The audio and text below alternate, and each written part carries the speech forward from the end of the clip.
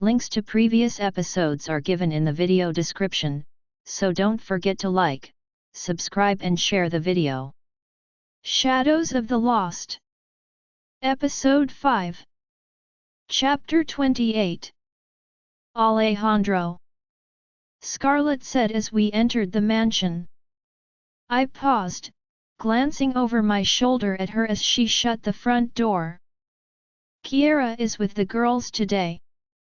The sting in my chest was like a punch, but I kept my face passive and nodded. She didn't want to see me. Then you and Elijah should take a guest room for the night, I'll stay with Dante. Concern and something else that I couldn't make out crossed her face, but she was good at masking her emotions and I couldn't really read her. She nodded. Good night. Night. I replied as she walked past me and up the stairs. I looked at the time on my watch. It was late. Kiera. I called through the link, but I reached a wall. Again. I walked down the hall and down the stairs to the wine cellar, then took a bottle. I guess this was going to be my company tonight. I grabbed a glass and some ice from the kitchen before I headed upstairs to Dante's room, just as Elijah and Scarlett stepped out of his room. A hand, I think it's been removed recently. Scarlett was saying. Elijah was frowning deeply, giving me a nod before I entered my own bedroom and grabbed my laptop. Kiera's scent lingered and I found momentary calmness before I left the room going to Dante's. Settling down on the couch, I poured myself a glass and began to do some research instead. With Kiera annoyed at me, I won't be able to sleep. I glanced at the sleeping boy before I got to work. Daddy! Daddy! I woke with a start, realizing I had fallen asleep on the couch. My laptop sat on my legs, and I could feel the kink in my neck. Dante sat up slowly as Catalia rushed into the room, her eyes wide and her heart beating erratically. What is it, princess? I asked, catching her and placing the laptop aside with one hand. Reina said Enrique is here. The happiness in her voice was making it hard for me to tell her that I didn't want her seeing him. He is, but listen, you can't see him. Why not? Daddy, he'll be scared. She worried, her lips trembling. That pup was definitely not scared, or he was just good at masking his emotions. Look. He's in a room just in case, for safety measures. His father isn't a good man and we can't trust him. Her happiness faded as she let my words sink in, and she quickly got off my lap. But Daddy, Enrique is a nice boy. May I see him? I sighed inwardly. She was not going to drop it.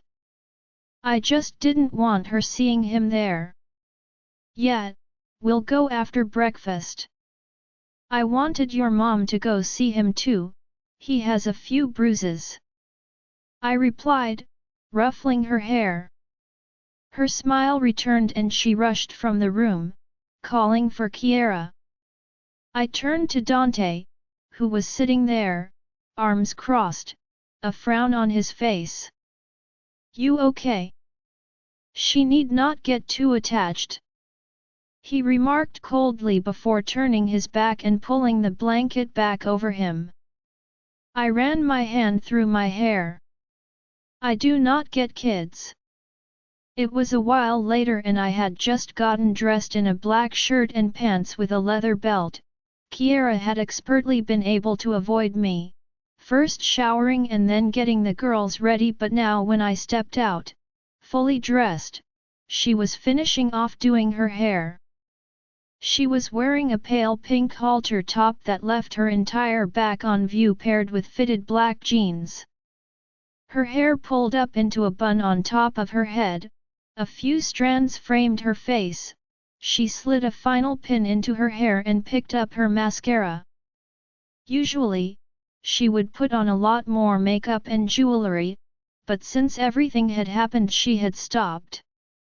I knew she was just trying to appear normal for the kids when she was worried.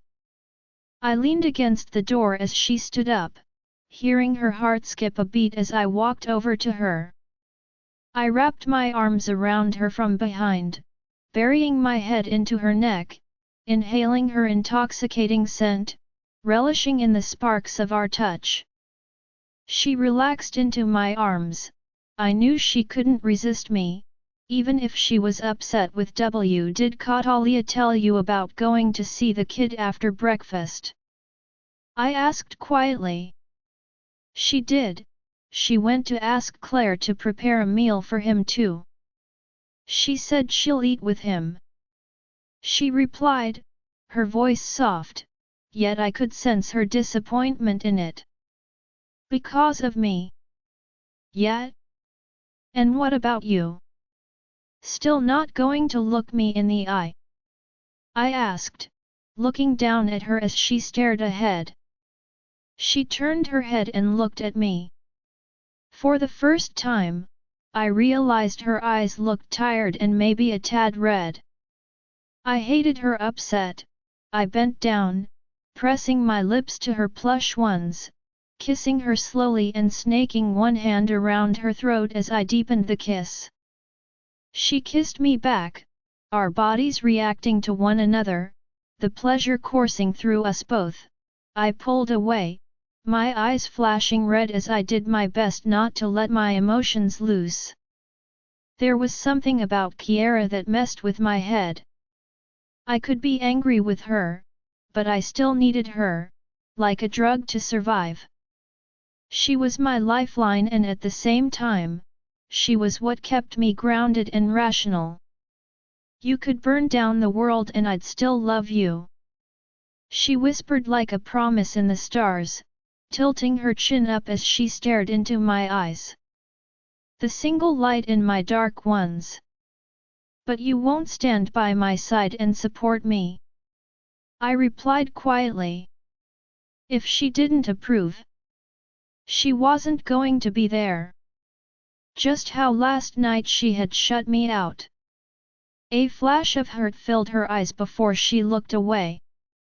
I'm sorry, but there are things I don't approve of. She whispered. When you see him, I'm sure you'll believe it was better for him. He's missing a hand, and I don't think he was born that way. Besides, he refuses to speak. She frowned, her heart skipping a beat. I will take a look at him, maybe he'll talk to me. She replied, concerned. Yeah, probably. I replied. She was the light to my darkness and the one who had a better heart. Don't do that. What? You're thinking negatively about yourself again. Our eyes met and the urge to kiss all over again was threatening to break through, but at the same time, I was trying to keep myself in control so we could talk. Hard not to when I'm obviously not making the good choice. I replied coldly, knowing that came out harsher than it should have. I let go of her and turned away. I hated arguing with her, I hated when we didn't agree. Her silence was painful, but she didn't reply. Let's head down to breakfast. There it was again. Another conversation that ended in disagreement. We left our room, side by side, yet the conflict between us was suffocating. The smell of several dishes being cooked promised a big breakfast full of variety, but I didn't have an appetite. Breakfast was over. Kiera, Catalia, and I were heading to headquarters. Catalia was holding the basket with the food in it. She had refused to have breakfast, saying she was going to eat with Enrique. I wasn't happy with that, but Kiera had said she could. Her excitement was palpable. She was 2 steps ahead of us, her feet barely hitting the ground as she tried to contain her happiness, reaching the doors of the building first. My men opened them when I gave them a small nod and we all stepped inside. It wasn't the first time Catalia had been here, but she hadn't seen the cells.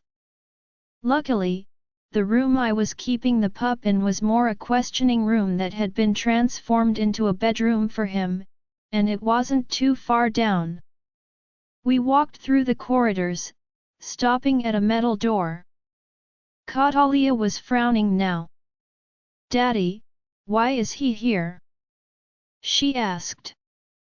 Kiera crossed her arms and looked at me questioningly too. "To keep him safe," I responded curtly, unlocking the door. We stepped into the darker corridor and I went to the door where 2 guards stood outside.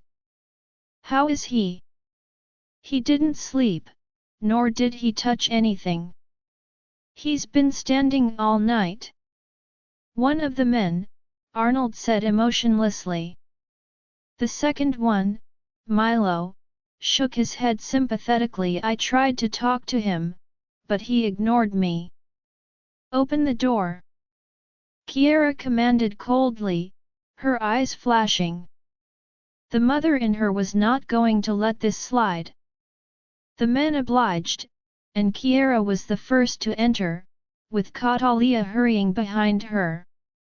I looked at the boy who was standing, arms crossed in the middle of the room, a frown on his face as his cold eyes met mine. "Enrique!" Catalia exclaimed, rushing past Kiera and over to the boy. He looked at her indifferently, and if I didn't know better, one would think he didn't even know her. "Look, Enrique, I brought breakfast. You gave me food, so I give you food now," she said, placing the basket on the bed. One that had not been slept in or even touched. "I don't need it." "Leave." He spat coldly, making my eyes flash. "No one talks to my daughter like that." I stepped forward, but Kiera blocked my way, stepping in front of me as she gently placed her hands on Catalia's shoulders. I didn't miss the flash of surprise in the child's eyes at Kiera's move when she blocked me. "Enrique, it's nice to meet you. Catalia has spoken a lot about you," she said, her voice soft and soothing. "The chica has some misconception, I don't want to talk to her," he stated, looking directly at Kiera. Catalia's heart was beating faster than it should, and this kid was annoying me off. "Enrique," she whispered before gasping and jumping toward him. "What happened to your hand?" He stepped back harshly, glaring at her. "It's not your business," he spat. "Did your papa do that?" she asked, horrified. I glanced up sharply, hearing the skip of his heartbeat. "It's none of your business." He turned his back on us and Kiera looked at me, her gorgeous face pale, and she let go of Catalia. Reaching for the boy, she placed her hand on his shoulder. He was about to push her away, but she knocked his hand aside, keeping her grip firm on his arm as her aura grew around her. He struggled violently as she tried to heal him.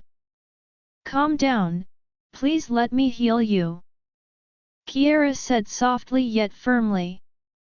He was doing well trying to get free, but she was far stronger. Soon he stopped struggling as Catalia stood a few feet away, watching with her eyes wide with concern and fear. "What the? Let go of me!" he hissed. "All done," Kiera replied, letting go of him and moving back. "He had many broken bones, Alejandro. Well, just imagine if he was left there. I added, raising an eyebrow at her. She frowned slightly, but I had a feeling she was glad he was removed from that situation. Enrique, we aren't here to hurt you, Catalia was worried about, so this is her fault. He turned his gaze on her, and I strode over, picked her up and gave him a warning glare. I did not ask for help, nor did I need it. Your father hurt her enough, I will not tolerate you speaking to her like that. I growled, holding Catalia close. Don't daddy, he took care of me. She whispered, cupping my face. Yeah, well, he's a star. It wasn't worth it. I should have left you in that basement. He replied coldly, his eyes haunted with anguish. His gaze fell to his right arm once again and I saw him clench his left fist. Kiera, take Cot. I said through the link, hoping she just listened. But her eyes were on the boy. Al, you take Cot, I'll question him. I will be able to find out if he's lying or telling the truth. She had a point, and so I looked down at my little angel. Come on, Catalia, he's just a little upset. Let's go outside. She nodded, her lips quivering as she stared at him, but he didn't even look at her. I glanced at his hand, feeling my stomach twist. Something told me my assumption may be correct. If this pup lost his hand because he helped Cot, then I was indebted to him for life. I turned around and walked out, leaving Kiera with the pup. Kiera, I looked at the young boy, feeling his pain despite the mask of indifference he wore. Enrique, please take a seat and have some food. Can we talk? It's odd that the Legion is allowing you to interrogate your prisoner. You aren't our prisoner. I refuted, smiling warmly and raising my hand in surrender. But I also know that we brought you here by kidnapping you. I frowned in disapproval at this, and he raised an eyebrow. You are the Queen Luna, he stated after a moment, observing me. The chica looks like you. I smiled and nodded. Yes, she does. I replied, taking a seat on the bed and opening the basket that Catalia had so excitedly brought along. Do you feel better? You healed me, he stated, sounding almost bitter. You were in a lot of pain, Enrique. How did you get hurt? I asked, unwrapping the turkey sandwich and the pastries. The smell wafting into the air, and I hoped he would soon be tempted, or I at least wished he would be. I didn't get hurt, he meant that. I could sense that. Did your father do that? I rephrased. He stayed silent, I looked into his hazel eyes. This is the price of disobedience, he replied quietly, turning away from me. He believed what he said too. My heart squeezed as I gazed at his back, noticing the scars on his neck. This boy had been through more than anyone of his age. Enrique, do you wish to return to your father, or would you like to start a new life somewhere safe? I asked gently. He turned back to me sharply, his brow furrowed. I am the future alpha of the pack. I will return home, my padre is only doing the best for me. He only teaches me how to be the best of alphas. He looked down at his hand and he blinked furiously. I stood up, not caring about the consequences, and pulled the child into my arms, hugging him tightly as I tried to control my own emotions. He lost his hand for disobeying his father, for Catalia. I knew that, even if he didn't say it out loud. You will be the best alpha, but not because of your father but because you are a good person. I whispered as he struggled to push me away, but at the same time, it was clear he didn't want to attack me. His heart was racing, and I could sense his sadness. I don't think so. I won't even be able to run in wolf form. He whispered bitterly, yanking free from my hold. I looked at him with sadness and gave him a gentle smile. You know, when I was 2 years old, we were attacked by a rogue attack and my ankle was crushed. For years I had a limp and I was in constant pain, but I learned to fight in wolf form and in human form. Using a staff for support too. I confessed, looking at the food and picking up a sandwich. I offered it to him. He shook his head, refusing the food, yet his eyes were on me, clearly listening to the story. Where there is a will, there is always a way. I continued softly. I'm sure there was something else I was lacking, but I couldn't remember, it was just there niggling at the back of my mind. I brushed it away as the boy shook his head. Then how are you cured?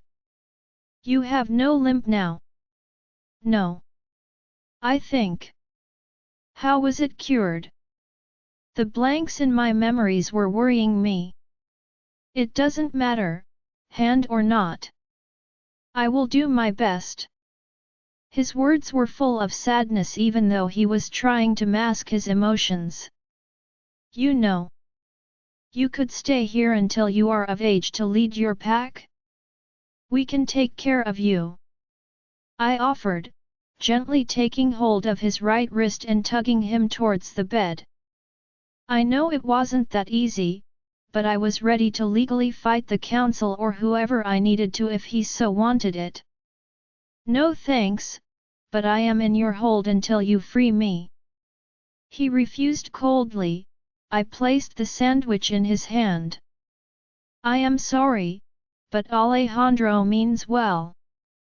I'm just sorry you were brought into it. He stayed silent, refusing to eat, and I knew I had to give up before he got angry. Catalia was worried for you, she was concerned about your safety too. She cost me more than she is worth. I don't want to see her as long as I'm here. He hissed resentfully. I nodded, feeling a pang of hurt. I understood Catalia's concern, but at the same time I understood the little boy before me. He had lost his hand because he protected her. 3. I will explain that to her. I promised, standing up. It hurt knowing how much he had gone through and how his act of goodness had cost him so much. I wish there was a way I could help him, but even I couldn't regenerate limbs. Please eat and watch some movies to pass the time. If you need anything, let the guards know. I will have some clothes sent to you later. Is there anything else you would like? Games? A PlayStation? Books? Nothing. His reply was icy and flat. I nodded and gestured to the food. Try to eat, and if you need to go to the bathroom or would like to shower you can ask the guards. I told him before taking my leave. The moment the door shut behind me I looked at one of the men. Milo, please keep an eye on him. I will, don't worry Luna. I nodded and walked down the hall, following Alejandro's scent until I found him in the main hall where Kevin was playing with Catalia, trying to cheer her up. Alejandro looked up when I approached. How did it go? I shook my head. He's hurting, but he'll be okay. I replied, looking over at Catalia who was listening. It stung seeing her sadness. She had been so excited to see him. He lost his hand because he helped her. I whispered, through the link. He frowned.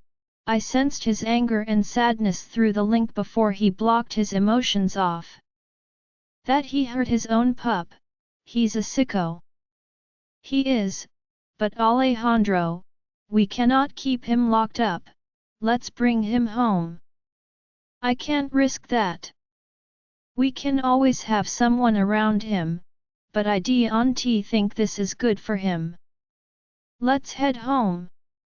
Alejandro spoke out loud, his voice cold, looking at Kevin and Catalia. I knew the conversation was over. Again. The next day dawned cold and cloudy, and although I and Alejandro were speaking, he refused to budge from his decision on Enrique. It took a lot of time to reassure Catalia that he was just a little upset and that he'd get better. I know he was just a child who tried to do the right thing, yet when he did, he was punished for it in such a way there was no recovering what he had lost.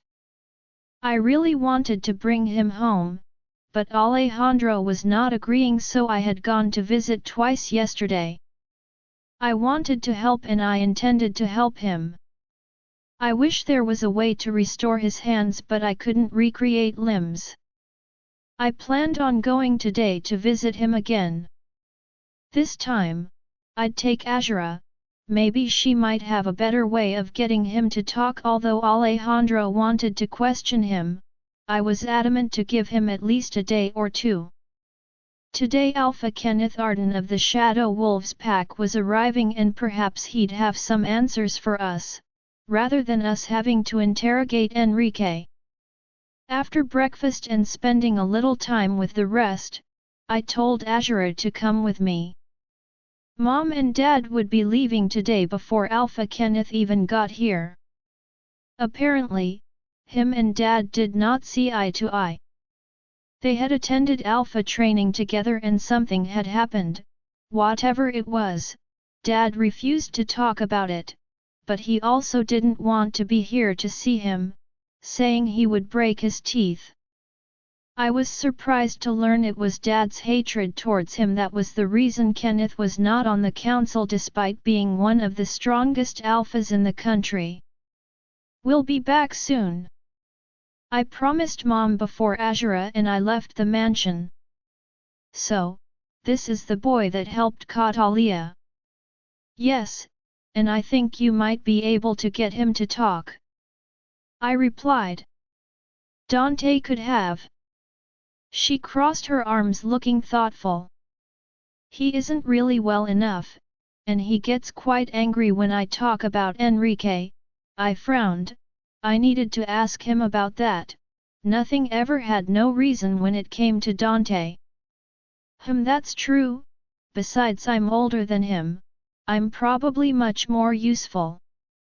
She did a cartwheel before spinning around, slipping her hands into the back pockets of her denim jeans. What exactly do you want me to do? Just talk to him, he's not very open. I brought these chocolates and snacks, perhaps you can offer them to him, I suggested, passing her the bag. Her eyebrows shot up and she looked at me skeptically. You actually want me to give a boy chocolates? I don't think so. Zuzu. I pouted. Kia. I steal chocolates from boys, I do not give them. She pouted back and I sighed. Fine. I'll give the chocolate. She nodded as if this was the right choice. As we entered the building, I hid a smile as Azura stared every guard in the eye and gave a curt nod. My little alpha princess. We reached the room and I glanced over at the two guards. How was he during the night? He ate a little. Once again he refused to use the bed and slept on the floor. He only called when he wanted to go to the bathroom, and he took a shower. I frowned. He was being treated like a prisoner. A sudden idea came to me as the door opened and I smiled faintly. Perfect. Good morning, Enrique. I greeted as Azura tilted her head, looking the taller boy over as he stood there, arms crossed. He frowned coldly at her and she smirked.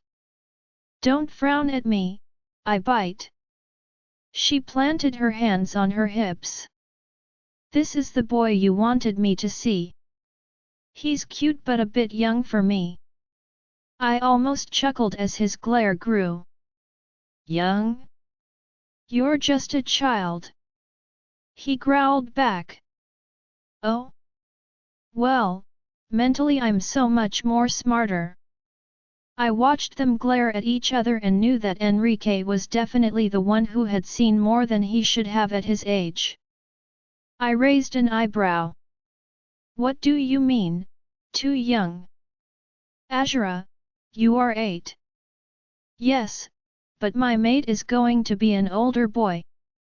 You know, Kia, boys grow up slowly, so that's why. She shrugged and I almost laughed at that confidence. 5 noted. I replied, amused. She reached into the bag I was carrying, pulling out a few bars of chocolate. Want some? This is why I brought her, my sister was a queen in the making. No thanks. He hissed. I don't eat junk. Oh? What a shame. Azura shrugged nonchalantly, ripped open the packet with her teeth and bit into the arrow chocolate bar, then dropped onto the bed. So, what's your name? None of your business. He turned his back on her and Azura frowned, jumping off the bed and walking over to him.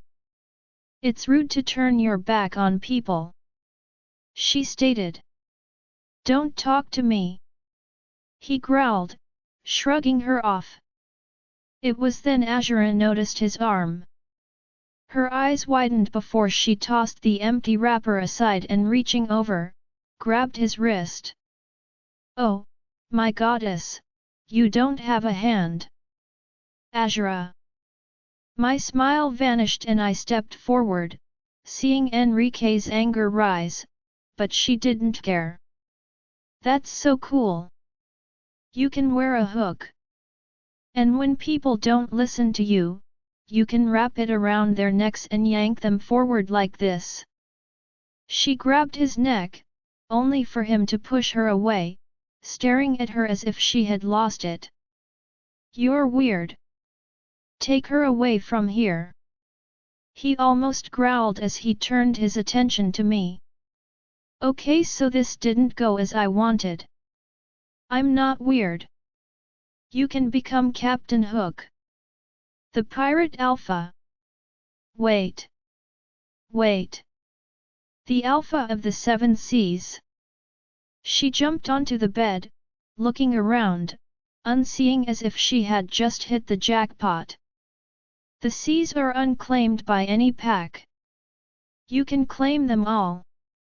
I looked at Enrique and for a moment there was a glimmer of life in them, almost as if he saw hope, but then he scoffed and shook his head. Let's hope I am even fit to be called an alpha. That is, if I make it out of here alive. Enrique, I saw the way the Queen's smile vanished at my words. She genuinely looked shocked at what I had just said, and that look of sadness that followed. I hated it. Why wouldn't you?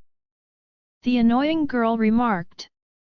She was nothing like the chica. I hated loud, annoying girls. I'm a prisoner who will never speak or give this pack any information about my padre or pack. No matter how much I'm tortured. Oh, it's okay, we won't torture you, silly, we have witches, they can read your mind. She smirked. Then I'll kill myself before they can do so. I replied coldly. Her smile vanished and she took a confused step back, looking at the Queen. We won't force you to tell us anything. You have my word. The Queen promised, her eyes flashing a beautiful purple. I almost believed her. Almost. I didn't understand her, she was caring as a Luna should be, but she was also strong, and it was clear the Lekan didn't treat her like she was beneath him. It was weird seeing an Alpha and Luna so different from how father was towards mother. Would you like to go for some fresh air, Enrique? The Queen asked, giving me another smile.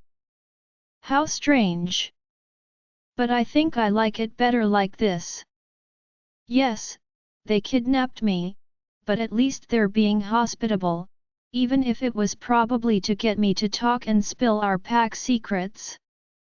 I wonder how long she'll continue to be nice to me before her mask falls away. That would be nice, I remarked, deciding to take her up on her offer. I'm sure the Lekan wouldn't like it and then I'll be dragged back in here. She smiled and took a few bars of chocolate from the bag, placing the rest down. I actually wouldn't mind trying them. I have eaten chocolate, but it was very rare as it was unnecessary to eat such food. If she offers me again, I will take it. Let's get going then, the Queen said, motioning to the door. I raised an eyebrow. Won't you blindfold me? Of course not. You will let me walk through your pack and assess the layout. To my surprise, she laughed. It doesn't matter, I am not blindfolding a child unless we are playing pin the tail and we clearly aren't. Pin the tail?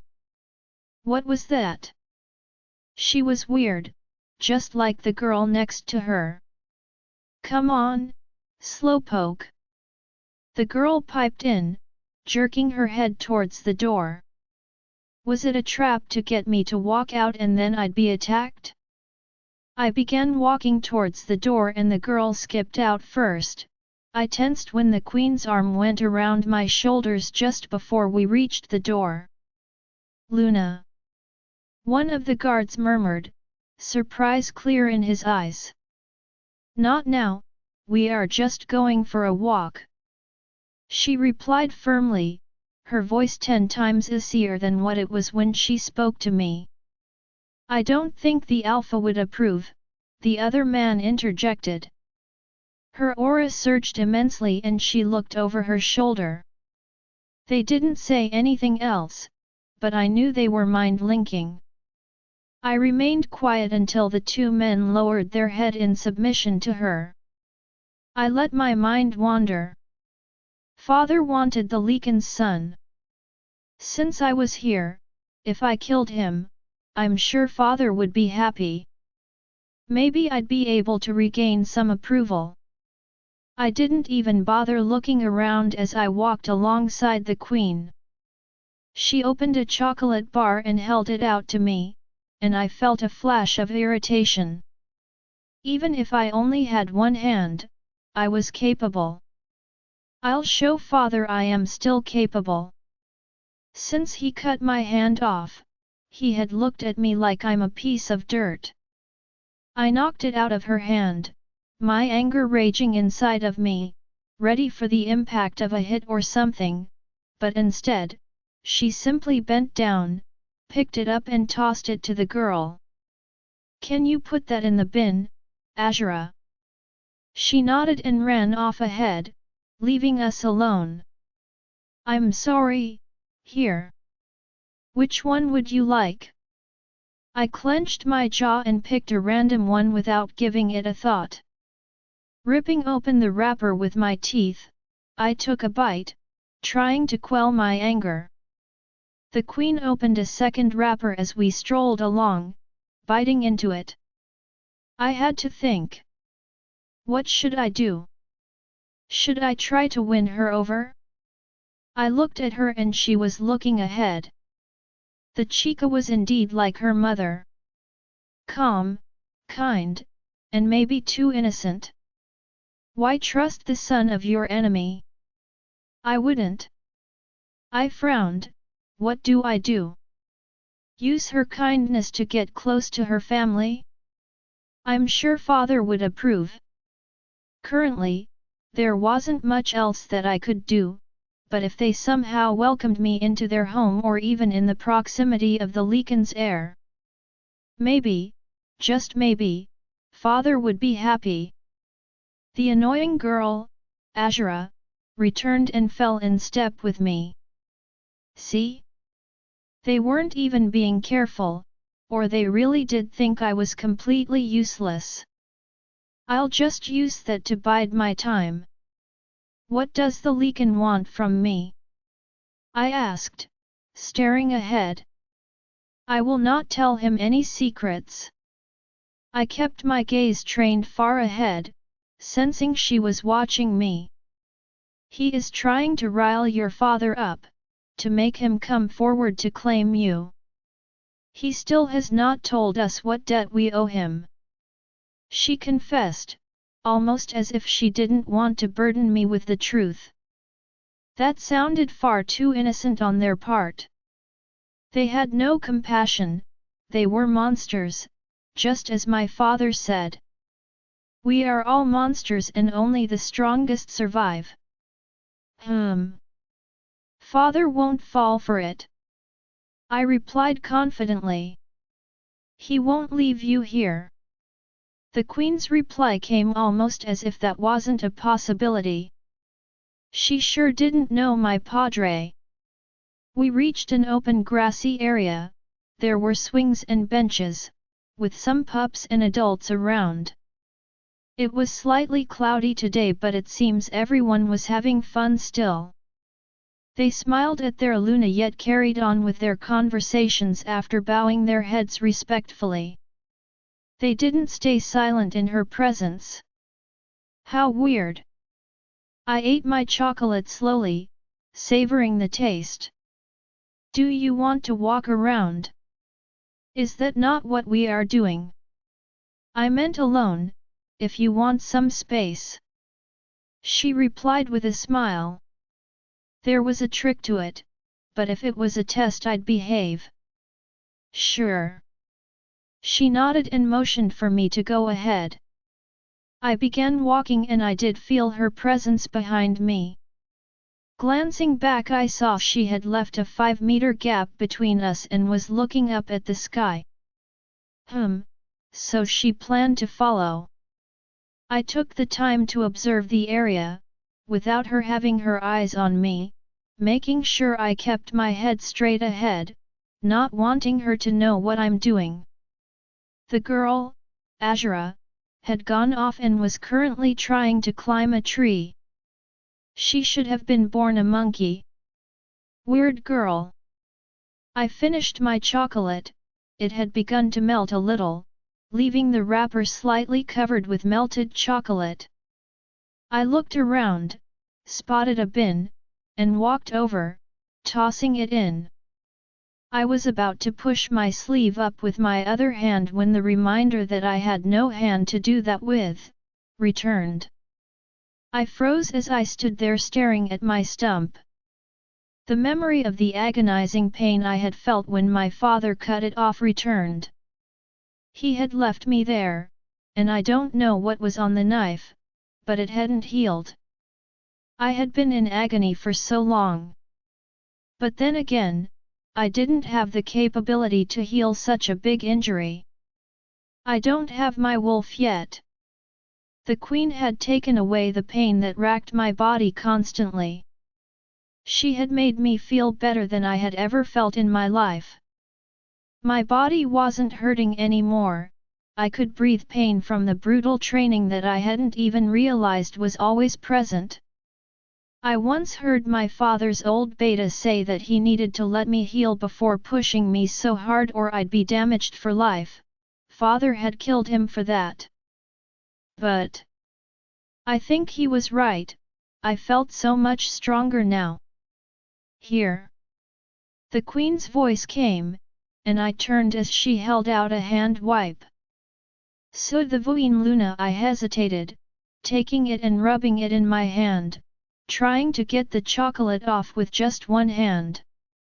I was not going to let having one hand deter me. I'll be the strongest. Are you okay, Enrique? Do you want to talk? I promise I won't tell anyone anything you say. She seemed to mean it too, or she was an incredible liar. No thanks. I'm fine. She nodded, and we continued walking, glancing over at her. I remember something my mother told me once, about the beast that the Lecan truly was. Is it true the Lecan kidnapped you and forced you to be his mate? That he killed his padre and madre too? Her face filled with concern, but she shook her head. No, he didn't. In fact, he tried to let me go, although he knew I was his mate, because he thought he didn't deserve me. She smiled when she spoke. I glanced at her, seeing confusion flit across her face before she shook her head as if pushing the thought away. He loved me. He still does and treats me well. As for his parents, I don't remember.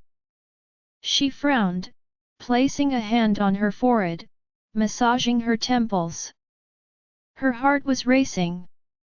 I looked away, not bothered to hear any more excuses about the Lecan. I wish to return to my cell, I stated suddenly.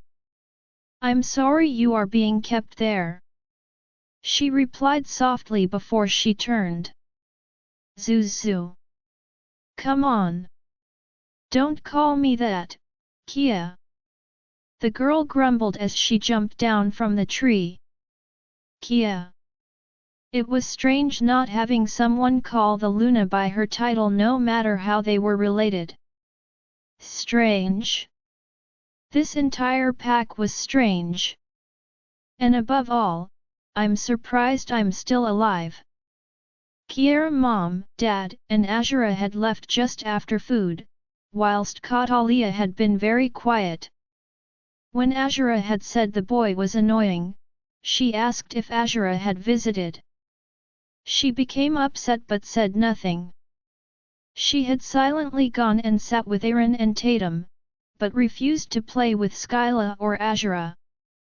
Catalia was a sweet girl who could be just as stubborn as Mom when she wanted to. Alejandro hadn't said anything when he found out I took Enrique out. I just hoped it was because he realized that he needed some space to breathe and that he was, after all, just a child. I had just gotten changed for the evening in a satin strapless black dress, paired with red heels, nails, and lips. It was hard to dress up and act like everything was okay when it wasn't. Dulsanra and Dante were still suffering. That monster was still out there. I ran the straightener through my hair, straightening my hair until it fell sleekly over my shoulder. Once I had finished, I tied it up in a high pony and pinned it into place. Ready? Alejandro asked, stepping into the bedroom, fully dressed and looking incredible in a white shirt and black pants. Yes. I answered, standing up. His eyes raked over me, shimmering red with approval as he closed the gap between us and grabbed my hips, pulling me against him. I gasped, my hands splayed on his chest, and looked up at him as my entire body reacted to his touch. His eyes burned into mine, igniting that molten pleasure deep within my core. We have guests awaiting us, I reminded him breathlessly, despite my pounding heart. They are 5 minutes from Pack territory, he murmured. And I just want to ruin you in every way. He ran his fingers through my hair, and I knew that he wanted to yank it free from the perfect pony I had created. It's going to take us 5 minutes to get to the pack house, I replied pointedly, reaching up and kissing him softly. Pulling away before he could deepen it, I turned to grab my bag when he took hold of my wrist and yanked me back into his arms. Are you angry? A little. I admitted, reaching up I cupped his face. No matter who his father is, he is no monster. He frowned and gave a small nod. I know that. I'm just being careful because I can't risk anything happening to anyone who is under my care again. He's currently under your care too. I countered softly. His eyes flashed, and I felt his aura surge around him, blanketing the room with a heavy darkness look. I don't want to argue with you, but push me one more time and I swear I won't let you see that pup ever again. His words cut me like a knife, and for a moment it felt like someone had cut off my supply of air. The anger in his eyes was unmasked, and from the way his fists were clenched, I knew he was trying not to break something. There was no point in arguing, we were never going to agree. The Ardens are waiting, I replied, walking past him into the door. I opened it and headed to the stairs, not waiting for him, although he caught up pretty fast. The house was silent, the children were in the living room with the rest of the family. I popped my head in and blew them a kiss. We're off. I gave a small smile, masking how I truly felt. I'll have the kids in bed, Maria promised. Thank you. I shut the door again, glancing at Alejandro, who was already at the front door, holding it open with his foot as he lit a cigarette. A cold wind was blowing and the chill from morning seemed to have gotten worse. I stepped out into the night. The paths were very well lit, considering we werewolves can see in the dark. We walked in silence. I knew he was still angry, taking long drags on that cigarette of his. Kia, they have entered the pack premises and are heading to the pack house now. Darien called through the link. We're there, Alejandro replied as we reached the pack house. Serena was already waiting, dressed in a knee-length deep forest green dress.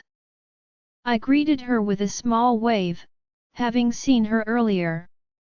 We'll head inside, bring them in, Alejandro commanded coldly, not even sparing her a second glance. She quirked an eyebrow questioningly at me, and I shook my head. It's nothing, I replied through the link, but she gave me a sympathetic smile. She knew it was something.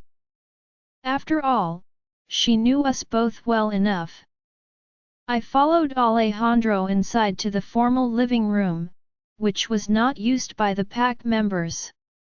I looked at him sitting on the two-seater, his arm stretched over the top of the sofa, the other holding his cigarette, his left ankle resting on his right knee and his eyes as cold as could be. My king. Often it felt like he wasn't even human.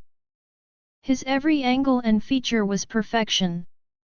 A tray of refreshments was already sitting on the table ready for our guests. Take your seat, amor mio, or are you going to stand there and throw a tantrum? His eyes met mine, his voice was cold and mocking. I exhaled in frustration. I knew I was going to end up flipping out soon. He was pushing me to my limits. I walked over, having half an urge to whack him over the head with my clutch bag. I stood next to the sofa, knowing that once the Alpha and Luna came, I would have to meet them anyway. I don't bite. Do sit, he remarked mockingly. No thanks.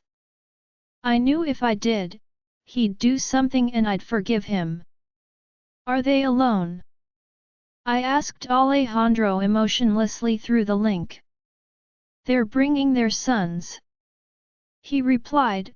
Just when we heard the front door and the sound of talking, I knew the alpha of the Shadow Wolves pack had two sons, twins born a day apart, as well as a daughter who was much younger.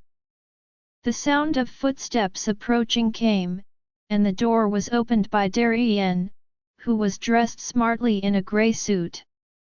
He stepped aside and Alpha Kenneth entered.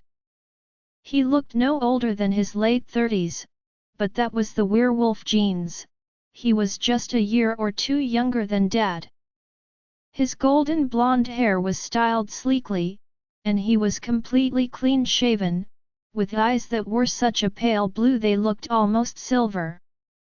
He wore a navy suit with a silver tie and not even one crease seemed to ruffle his appearance. He was tall and well-built, and his strong aura surrounded him. Next to him was a woman who was model-like, tall and slim, towering over 6 feet with her designer heels.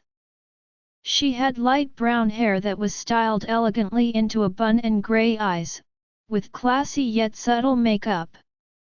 She was wearing a 2-piece outfit with a large diamond brooch on her breast.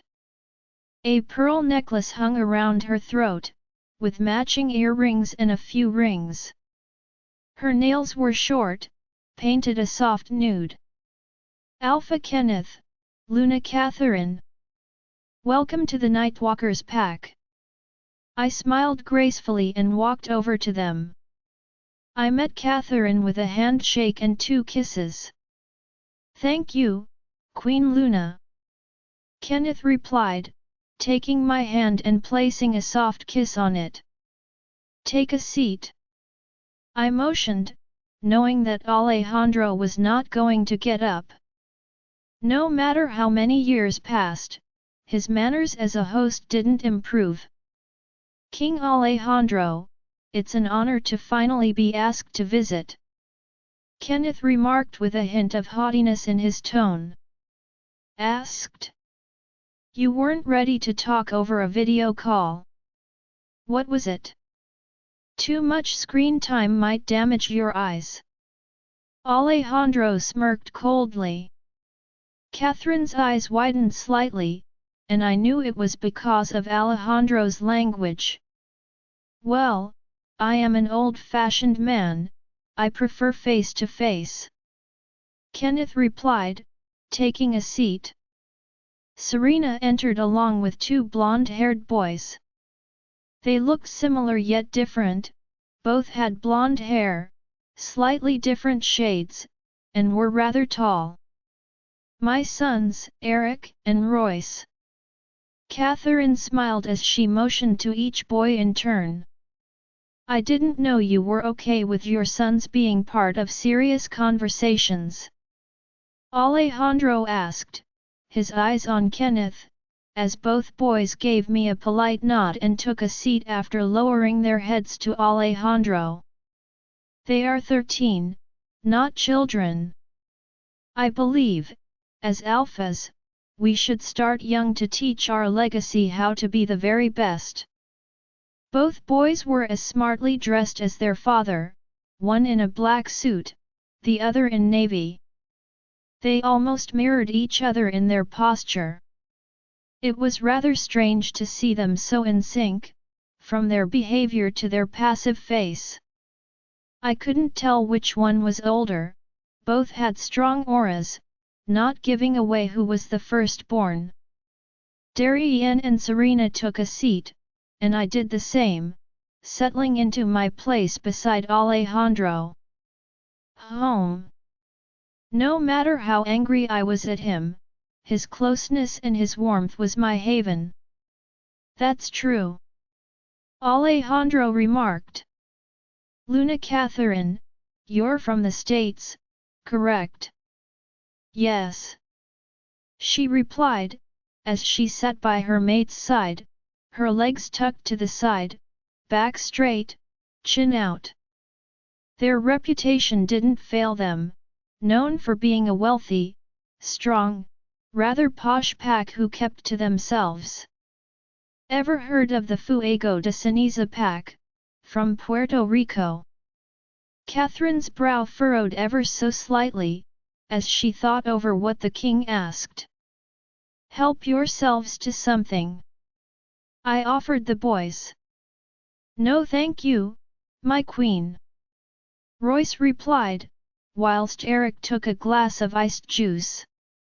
I have, yes. I am not 100% sure, however, there was a woman who I went to Luna training with. It's something we have over in the States for Alpha's daughters, or if you know you are mated to an Alpha. She explained. This woman, Esmeralda, she may have ended up mated to someone from that pack. I vaguely remember it, but we are not in touch or anything. Esmeralda, any surname? Martinez, Esmeralda Martinez. She nodded with confidence. Yes, that was her name. Alejandro glanced at Darien, and I knew someone was going to be looking into it already. I'm assuming this pack is heavily involved with the recent threat. Kenneth remarked as Catherine helped herself to a drink. Yeah, it is, and I intend to find them soon. Alejandro replied coldly. Will you go to the States? Kenneth's voice was calm, yet he was watching Alejandro sharply, and the glimmer of curiosity in his eyes didn't go missed. If need be, do you know anything about that pack? Alejandro's eyes were fixed on him even when his hand snaked around my waist, caressing my side. No, I do not. However, I have heard from my patrol of some strange wolves on my northern borders.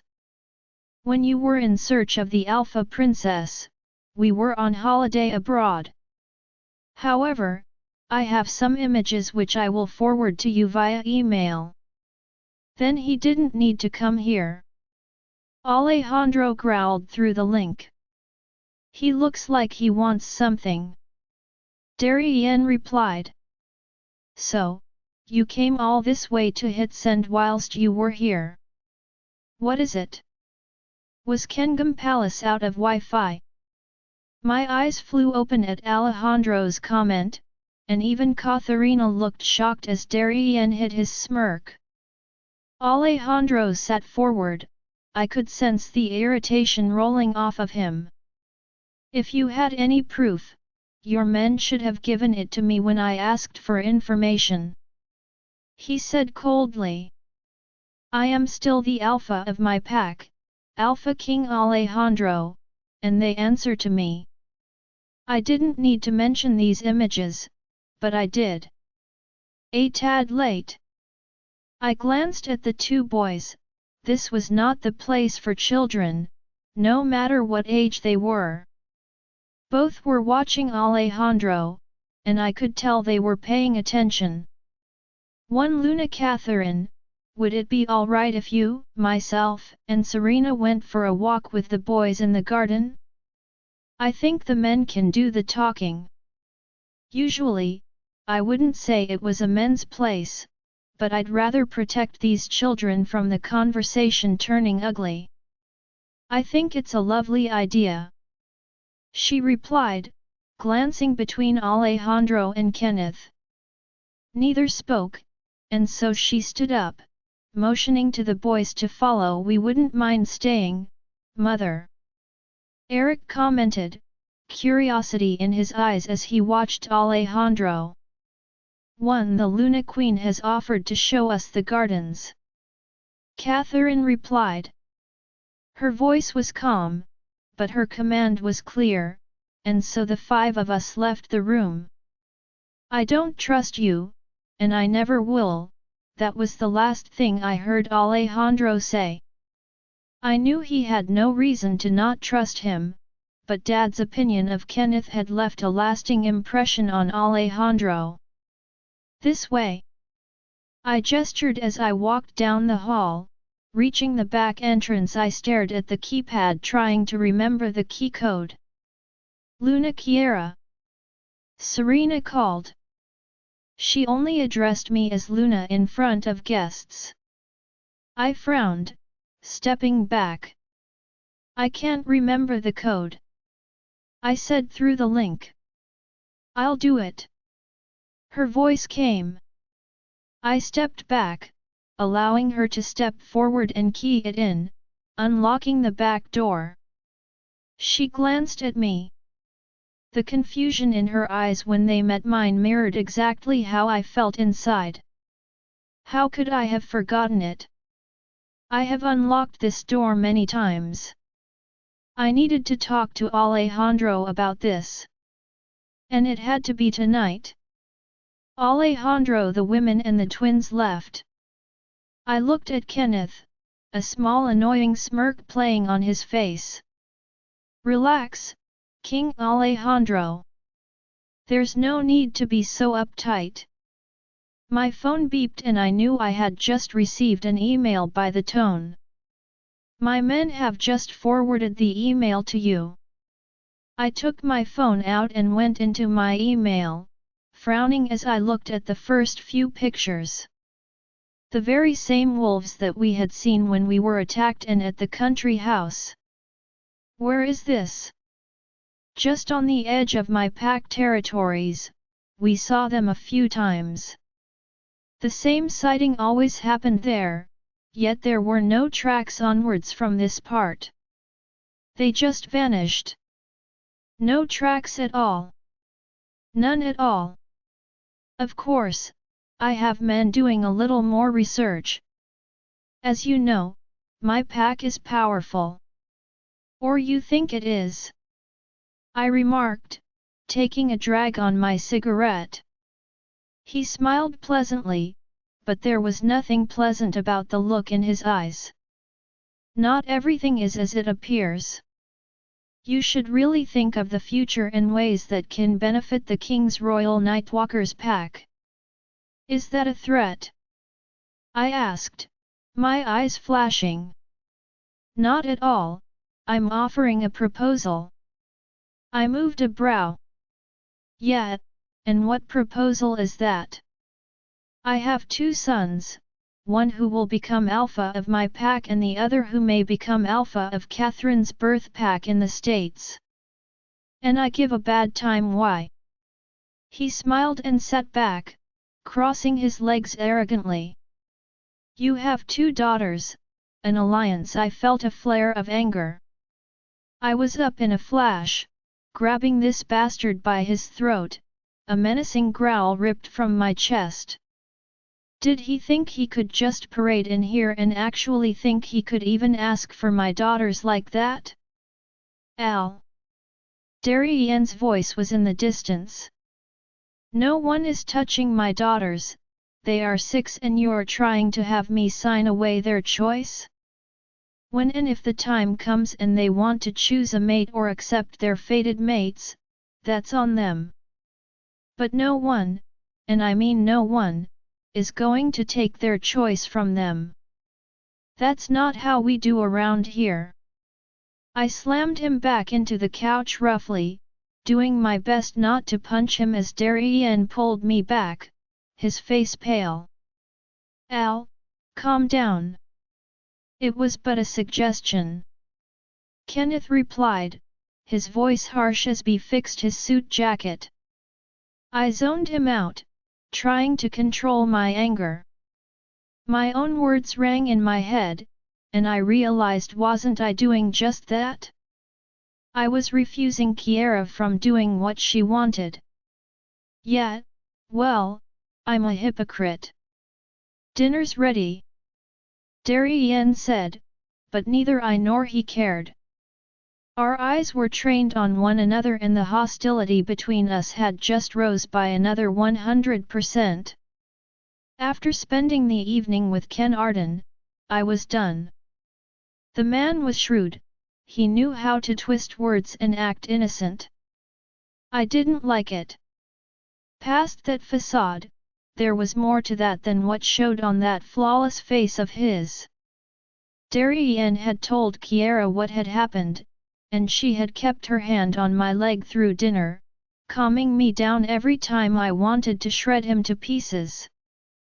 I pulled my shirt off the moment I entered our bedroom, tossing it aside as I rolled my neck, getting the kinks out. He had stressed me out, and I really wanted to go for a run or beat out of someone. Preferably him. Speaking of him, he had a few guards who had come with him, but I had my own placed around his given quarters. Kiera and I had been fine over dinner, but that issue with the pup still lingered. She was now sitting on the bed, lost in thought as she took her earrings off. Are we just going to stay angry at each other? I remarked, my voice sounding dangerously cold. I don't want to. Just let me bring the boy home. She pleaded, standing up, that dress of hers wrapped around her curves like it was made for her, emphasizing her waist, curvy hips, and those tits that I loved so much. I raked a hand through my hair wanting to ignore her, but wasn't she the voice of reason in my life? If she was being so stubborn about something, compassionate and loving, that was what Kiera was. Her heart was equally as pure as her thoughts were dirty in bed. I glanced back at her as she walked over to me, and to my surprise, she joined her hands together in front of me, making my heart thud with a storm of emotions. Was this that important to her? I'm begging you, please show him that humanity exists. Don't let the darkness cloud his heart. For me, for Cod and for Raphael, show him that kindness exists. He is only a child, mine, or someone else's. I can't let this happen. It's killing me inside, Alejandro. Her voice cracked as she swallowed hard, staring at me. No. I'll never understand that level of love. Yeah, I care for my own, for my race, but, for the child of an enemy? Yeah, I wouldn't hurt him, I wasn't hurting him. I didn't like the fact his father had hurt him. But he was being taken care of, so why should I bring him into my home? The powers of a jinn were immeasurable. What if he used the boy as a medium or some shit? They were capable of far more than we knew. It was my suspicion and protectiveness of my family on one hand, with Kiera's heart, happiness, and conscience on the other. I exhaled in frustration, placing my hands over hers and lowering them. The only time I like you begging is when you're dripping wet and begging for me, one way or another. Why is this affecting you so deeply, amor mio? I asked quietly, kissing her hands as I pulled her close. He's been through so much and he doesn't deserve this. She whispered, trying to blink back her tears. I frowned, but nodded in defeat, exhaling in frustration. Fine. If this is what you want. First thing in the morning. Now? She asked, tilting her head, a pout on those gorgeous lips. I clenched my jaw. Who's the king? You are. She smiled. Who bows to his queen? I growled in annoyance as she quickly put the heels that she had kicked off back on. Bring the boy to the mansion. I commanded the guards on duty outside his room, through the link. Yes, Alpha. Came the prompt reply. She smiled at me as she walked back into my arms and hugged me tightly. Just the way I liked it, mine for forever. I'm sorry for being stubborn. She whispered, kissing my neck over my mark. Yeah? No point in apologizing after you got what you wanted. I replied, squeezing her and pressing her straight into me. She fitted so perfectly. You only agreed because you know it's the right thing to do. She replied softly. Yeah, maybe. I pulled 2 pins from her hair and slid the hair tie out, letting her hair cascade down around her shoulders. You looked beautiful tonight. Thanks. She replied, trailing her fingers down my chest. It took my all not to react to her touch. Shall we go get him? He's on his way. I replied, frowning slightly. Only for her to yank me down by the neck and kiss me hard. Have I ever mentioned I love it when she gets like this? There was not a woman on this planet, and she was mine. I gripped her hips tighter, kissing her back harder, dominating the kiss. Her sweet minty breath and the taste of her mouth was perfect. A soft moan escaped her and I turned us, slamming her up against the wall, wanting to yank her dress up and devour every inch of her. Why not? Kissing her hard, I wrenched her dress up, making her whimper. Alejandro, she moaned when I kissed her neck. I knew my men would be here soon with the boy. We had a matter of minutes. I liked the challenge. I looked up at her. Her sighs and moans became louder, driving me crazy. This was my addiction. She was my drug. My pleasure that I couldn't live without. I'm going to come. She moaned. She was heaven and more. No woman compared with her above me and never could. She cried out as I didn't stop. She tasted heavenly. Alejandro, now that was dessert. I murmured, and I stood up, kissing her once more. See how good you taste. I growled when I pulled away, admiring the slight blush that crossed her face. Just then, Julio mind-linked to say they were outside. Right on time. Alejandro Kiera wiped herself clean with some wipes and I splashed my face with water before we both headed downstairs. She cast me a warm smile before she hurried to the door and pulled it open. Julio gave us a nod, and I didn't miss his gaze flickering to Kiera's neck, one that still contained a few marks. I'm sure we both still smelt of her arousal and a flare of possessiveness shot through me. I gave him a cold glare and he looked away, looking slightly embarrassed as he realized I was shirtless too. If he didn't have a mate, I'd have ripped him apart, but I know he was just as stupid. Hey Enrique, I'm sorry if we disturbed you from sleep. Kiera's voice brought me back to reality and I dismissed Julio with a jerk of my head.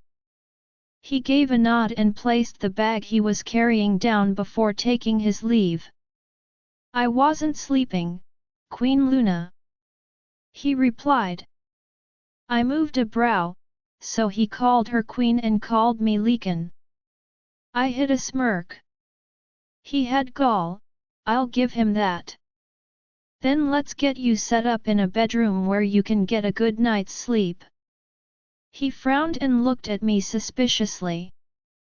Giving me a place in your home won't get me to talk. He remarked. I know. Kiera said, ruffling his hair. He jerked away from her, and she turned, about to pick up the bag when both me and the boy reached for it simultaneously. I raised an eyebrow, allowing him to pick it up. I'll carry it. He muttered, frowning as he stared ahead. Either he was smart and knew I was watching him, or maybe I was being too paranoid. Not once did he look around, scanning the place. I was allowing him to stay, yet there were going to be guards outside his windows as well as outside his bedroom door. I wasn't going to allow him a free pass to do whatever he wanted. He followed Kiera up the stairs, and I followed, trying not to look at her. She walked down the hall as the few men who were standing around nodded at us as we passed. I didn't like my men in our home, but with everything going on, we needed to be careful, and someone needed to be observing the kids constantly. Kiera stopped outside one of the unoccupied guest rooms and opened the door, flipping the switch on. "I hope it's okay?" Kiera asked him. He didn't reply. Placing the bag down, he gave her a nod as an answer. "I will sleep now." Kiera nodded, going over to the bed. She pulled the bedding back. I leaned against the door frame. She was too good to everyone. "I don't sleep on beds. As we're wolves, we don't need blankets, nor do we need a comfortable resting area that only makes us lazy," he replied, curtly walking over towards the window. Well, he had a point. I hated getting out of bed when I was in it with my doll. "Have you tried it?" Kiera asked. "I don't want to." And with that, he lay down and closed his eyes. Stubborn. I frowned slightly, remembering the wooden plank he was sleeping on when I had brought him here. How much had he been through? Whether I trusted him or not, "You're sleeping on the bed now," I growled, my command rolling off me. Kiera turned, frowning slightly. "Want him to get a good night's sleep?" I asked her. "Not by forcing him," she replied pointedly, as the boy struggled for a fraction of a second against my command, yet frowned as he was forced to obey. "Yeah, well, I'm not in his good books. Today he's forced, tomorrow he'll sleep there of his own choice. I don't give a hard time about being the bad guy." I turned away as the boy got into bed, glaring at me. Thank me tomorrow," I replied with a cold smirk, glancing at him over my shoulder. "Good night, Enrique, the bathroom is through there," Kiera murmured before she dimmed the lights and followed me out. "You have a good heart, you just do things a bit crazily," she added once the door clicked shut. "Yeah? Well, we aren't all angels." I pulled her close, kissing her lips hard. "I apologize for being stubborn over this." "Apology accepted." Her soft, seductive reply came as she locked her arms around my neck and kissed me. "Have you sent a message out to him yet on the dark web? Let's see if he responds or not." She nodded, pondering over what I said as we returned to our bedroom. Kiera turned to me, her smile vanishing as I unbuckled my pants. "That's not usually the face I see when I'm stripping," I remarked. She gave a small smile and shook her head. "There was something I wanted to tell you earlier, then I got sidetracked." She sighed, brushing her fingers through her hair. "Oh yeah." I took hold of her elbows, making her eyes flutter shut for a moment as I drew her close. Sparks rippled through us as I looked down at her concerned, my breath fanning her face and her heart skipped a beat. She opened her eyes after a moment and gazed up into mine. "Earlier, when we were leaving the pack house to go for a walk, I couldn't remember the passcode for the back door," she whispered, her heart thundering. My stomach plunged, twisting inside of me with going on. I had almost hoped it had just been a few small things she had forgotten. I can't remember how we first met either, or how Raven and I became friends. With each word she said, she stared at my chest, tracing my tattoo with a single finger, unable to hold my gaze but sending pleasure coursing through me. She was also making my heart squeeze in fear. Didn't remember how we first met. Didn't remember Raven. The key code hasn't been changed in the last 8 months. I'm forgetting more and more, and I'm scared. she whispered, forcing a smile before she began chewing her bottom lip as she tried to control the emotions that were seeping through the bond. We are going to figure this out. I assure you.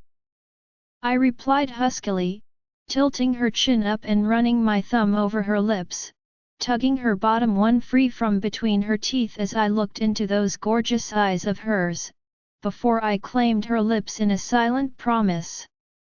There was no way that she was going to forget me. She couldn't.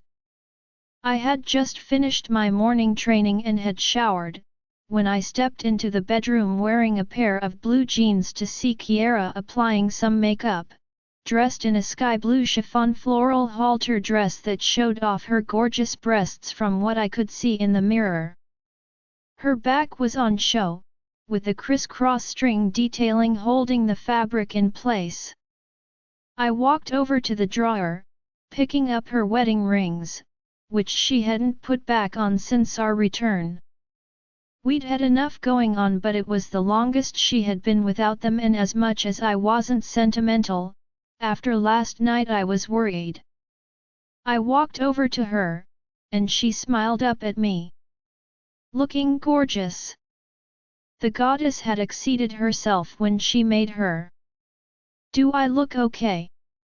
Rayhana had wanted a garden party before her, Chris and her pup left, so we were spending the day out back. More than okay. I replied, going down on one knee next to her as she turned towards me. I kissed her breasts before trailing kisses up her neck. She let out a breathless laugh, wrapping her arms around my neck, and when I teasingly ran my fingers over the strings of her dress, she wriggled in my hold, especially when my fingers brushed her waist, tickling her. Alejandro. I smirked, moving back and held the rings out to her. Want to wear these? I asked. She smiled, as she looked at them. Those are so pretty. Sure, why not, if you want me to wear them? She replied with a stunning smile, taking them from me.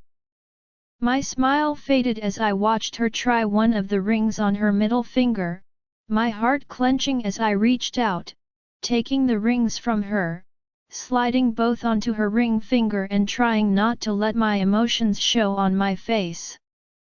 She was forgetting. She had forgotten these were her wedding rings. Thanks, it looks like we're married now. She remarked teasingly, moving her hand and allowing the light to reflect on the diamonds, making them sparkle brightly. One we are. I responded ever so quietly, not wanting to ruin her day. She turned back to me and I cupped her neck, kissing her hard before she could reply. It felt like another one of my nightmares was coming true.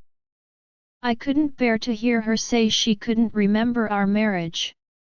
I kissed her with a desperation I couldn't control, and I could hear her heart thundering as she tried to keep up. She parted her legs and I pulled her against me as I knelt between them. Would she forget the way this felt? The way my lips felt against hers? The taste of my mouth? The way we were meant to be? Alejandro, are you okay? She whispered through the link, a soft sigh escaping her lips. I didn't know what to say. How do I explain my fear to her? But I couldn't lie to her, without her realizing either. We broke apart and I brushed my finger over her lips, pressing my forehead to hers. I love you more than life itself, amor mio. I murmured, inhaling her scent. I love you too. She replied, cupping my face and claiming my lips in a softer, slower yet equally sensual kiss. And everything about you. She smiled softly and those gorgeous blue-rimmed green eyes looked directly into mine. Her thick lashes caressed her cheek when she blinked. Likewise, my queen. I smirked as she blushed lightly. Yours. Mine. Alejandro music was blasting loudly in the back garden of the mansion, but it felt like I was just watching it all happen. Like an outsider looking in, Kiera's issue was echoing in my mind, but I was trying to act like nothing was wrong. Although aside from Kiera, I don't think anyone would notice anyway. I had my walls up so she didn't get worried, as I smoked a cigarette. Kiera had invited the Ardens, although I wanted to rip him after his comment about my girls, but for the sake of being the king I was being hospitable. I wonder if I could get his face tipped into the barbecue grill, might improve his pretty boy looks. Rayhan, Dulsanra, and Dante were sitting on the balcony on the first floor, where Rayhana had created an illusion so he and his family couldn't see them. I glanced up at him and I smirked humorlessly. He was doing the exact thing I was, acting like was okay as he showed Dante something on his phone. We were both worried for our mates yet trying to act normal. I saw Rayhan take on the same exterior as when RAF died, remaining strong despite the pain inside. His mate was so weak she could barely sit up alone. The effect of the curse was making her health deteriorate fast. Obviously, it was probably with him like crazy. I just needed to break this curse. This was probably the longest I've seen him and Dante get on without Dante annoying him off. I had heard their conversation that night and I had to admit he had their own kind of bond. I guess all brothers fight, it's just who we are. Didn't mean they didn't care for each other. At least I know if I'm gone, he'll have Rayhan. I looked around the garden, taking a moment to observe everyone. Kiera had tried to get Enrique to join but he had refused. I wasn't going to complain, I didn't need the visiting Alpha Kendall knowing more tea than he already did. His boys were currently talking to Chris. Whilst Maria was talking to Catherine and Kenneth, thank the goddess for her, or more so to RAF. She was raised in a wealthy home and was a proper lady or whatever you want to call it. Plus it showed in the way she was handling the Ardens. My gaze wandered over to Kiera who was next to Darien and Serena near the grill, whilst the children played to the side with Rayhana watching them, or more like taking selfies of herself. Allowing her magic to watch the children, she stopped the toddlers from venturing too far off. Sienna was looking confused as always. I swear she's going to stuck the kids if she keeps using her magic and confusing her like that. If she stopped looking at herself. She sure didn't get bored of seeing herself. I swear if there was a way to be mated to yourself, it would be perfect for her. She loved herself far too much. Jealous of how amazing I look, uncle? She asked, flicking her hair. I was just wondering why you look like the Tin Man from the Wizard of Oz. I smirked coldly. Skyla cackled as Rayhana pouted. Not funny, you little devil. She said to Skyla before turning to me, you know uncle, let me just give you a facial and fix up those brows and stuff. I swear you would look so much better. You got your mate for that. I'll pass. I watched Catalia, who was more distracted, looking into the distance towards the bedroom windows on the first floor. None of these rooms belonged to Enrique, but she knew he was here, and she had wanted to see him again. The thing was he refused to be around Cot, so even though he came here he was still happy to stay confined in his room. I didn't trust that boy. He was still his father's blood and I'm sure that Jin had the power to locate him. Even his father hadn't bothered to reach out to my message. How to kill a jinn, that was an answer I still needed. I crouched down in front of Catalia. Hey Angel, want to play on the swings? She shook her head, glancing toward the grilled food. Can we take Enrique food? She whispered. I didn't miss Kenneth's attention perking at what she said, and I cast him a cold glare. I knew he had probably done his own research on my pack thoroughly. I couldn't stand him, and it was obvious he didn't like me. I really need to get Elijah to share the reason he didn't like this. I'm sure someone will, your mama won't forget. I replied, pinching her cheek lightly. She looked at me sadly, a small pout on her face. I think she needed therapy. If Del wasn't in the state she is, she would have been the perfect person for Catalia to talk to. Having studied to go into this very field.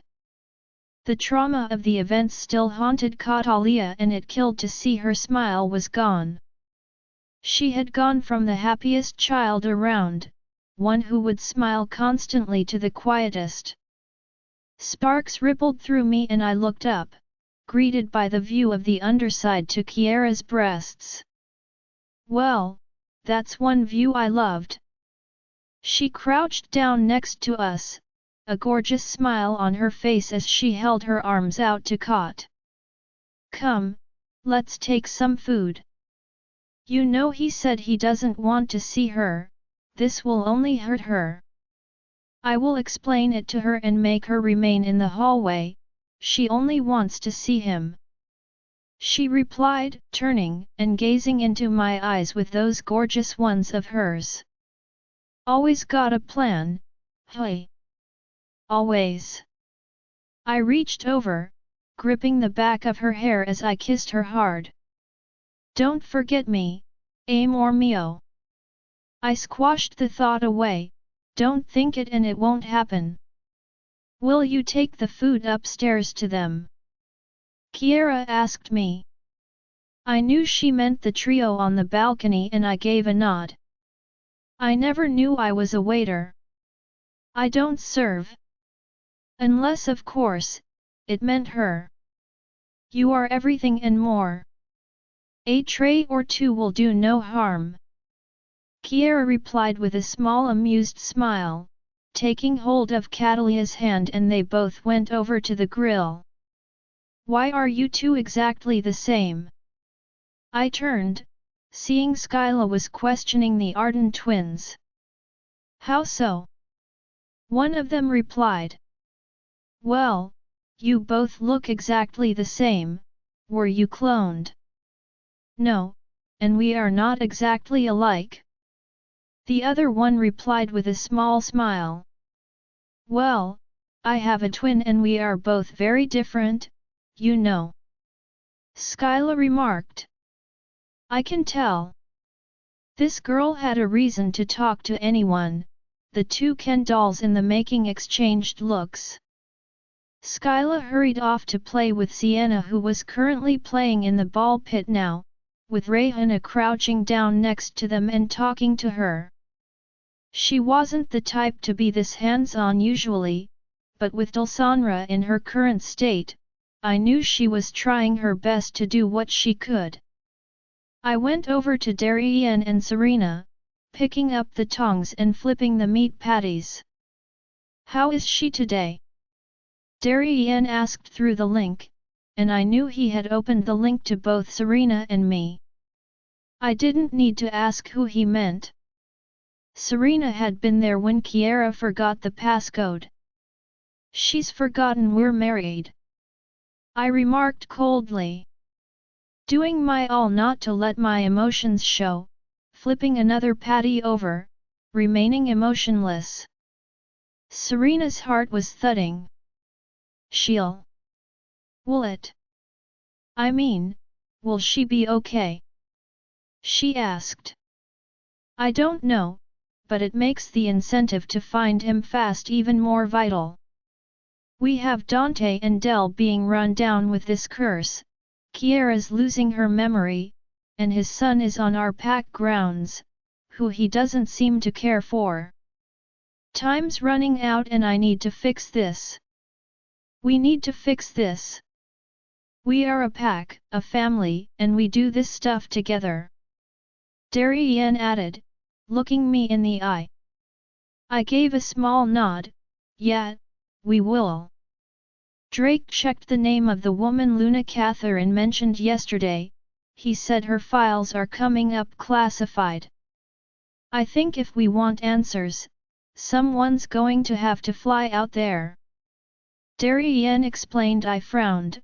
I couldn't rely on anyone else to do this, but I also couldn't leave everyone here alone. This was not fair. Figure some out. Pack meeting tonight at 10. I let everyone who I needed there know through the pack link. I took off the 5 of the patties, lost in thought. Anything? I asked Rehana as she entered my home office, her face serious. They were to leave soon, and she had just checked on Kiera's memory. Although I hadn't asked in front of Kiera, I was worried to hear if Rehana managed to find something.